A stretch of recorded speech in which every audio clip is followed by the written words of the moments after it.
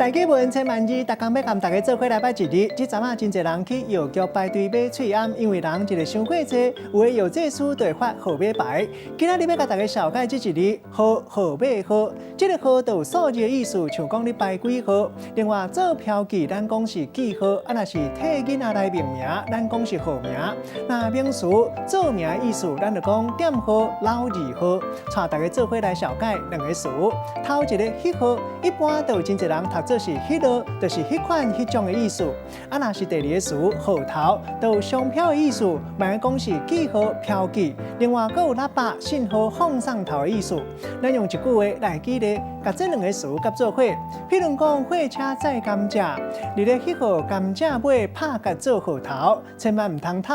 啊，若无后壁车，若无看明了解剪落，安尼就真歹搞。今仔日小解这一日好提供互大家参考。